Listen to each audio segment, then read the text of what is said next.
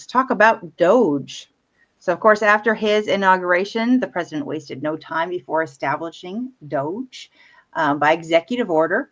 The executive order states this executive order establishes the Department of Government Efficiency to implement the president's DOGE agenda by modernizing federal technology and software to maximize governmental efficiency and productivity. So I don't think any of us, regardless of which side of the aisle we fall on, are bothered by the concept of the government being efficient. That's something that I think we all can agree on. Now, what we agree should stay or should go might be different, but the general concept of efficiency, I think, is something the American people all agree on. We don't want an inefficient government. Let's put it that way. I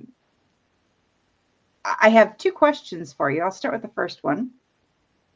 Robin, does DOGE make conventionist states obsolete? Do they still need us? Yes, they still need us. But I think what they're doing is they've given government efficiency, if you will, a stage, a platform. I support it. I was ecstatic when I heard about that announcement. Yeah. And, you have to worry as a volunteer here, does that make convention of states irrelevant? Absolutely not. Right.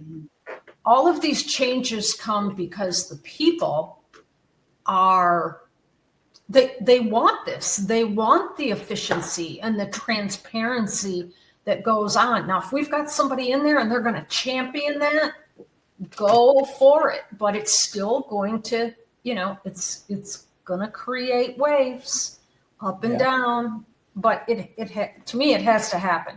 It's beyond time. We're $36 trillion in debt, and babies are being born today in debt slavery. This cannot continue. Yeah. Mm-hmm. Yeah. So Shay? what's the challenge? Who's challenging it? The government employees? I don't think anyone's challenging it yet, unless you've heard something I haven't. Well, I think I think there is some level of question as to whether or not, again, the president can make a department of government via executive orders. That is a question that I have heard raised. And I think it is, again, a relevant question regarding the powers of the president. I do not remember if the Constitution allows the president to make departments. I would have thought Probably that was something that fell under Congress, not the president. Now, Congress can, of course, back it up. But again, we're running into this fuzzy line of, okay, are we exceeding the bounds of what the presidential powers are supposed to be? So I just, you need to think back. The governor of the state of Michigan did something very similar to this. And I'm thinking it was probably back in the 80s. And he appointed an efficiency task force that came through all of government and looked at things that could be made better and things could be improved and so forth. I actually got an award from the governor because I came up with $43 million of savings. So they were all happy about that. But in essence, the governor did that with the idea that everybody, like Robin says, everybody's in favor of getting government to produce in a reasonable way and being efficient about it and doing the right things and spending money appropriately. Mm-hmm. So, I mean, the concept behind it is a valid one, and it's been tried and true, and we've done it in industry as well. You go through and you try to make things better, and a new CEO comes in and they do that. It is what it is. So I'm not sure what challenges there could be if it's on the issue of a new department. Well, okay, there's probably ways around that, not make it a department. But the point is, it's still the prerogative of the president to run the administration as he sees fit in order to make it as efficient as he possibly can. And if he can save us money, I'm all in favor of it. You and me both. I would love the saving of the money. Now, let me ask you, with DOGE's recommendations, obviously, I think all of us understand that they will make recommendations that Congress will not take. Yep. There will probably be some that Congress does, and there will probably be some that Congress won't.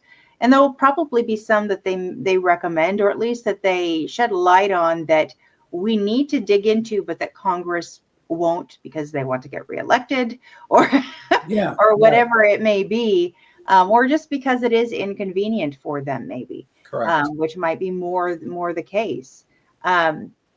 How do you think that this could inform or be useful with the Convention of States model, with what we're trying to accomplish with the country? Oh, that's a good question. Well, I think it puts the issue on stage. We can all look at, Shay's written dozens of articles about government waste, and we all see them. I mean, the big conversation right now is bring all these employees back to Washington, D.C. Okay? There are millions of dollars being wasted on these empty buildings to secure them, heat them, keep them up in condition while people work from home. Yeah. I'm not sure whether, people should be home or in the office, but if we're not going to use those offices, to me, sell them off. We can't be spending money on things we are not using. I did just take a look, and as I thought, this issue, DOGE, has already been challenged. There are court That's what I thought. cases, being filed on it. But the ones I saw them as like a were based on- recommendation. But the one I saw was based on the government employees union. Okay, probably.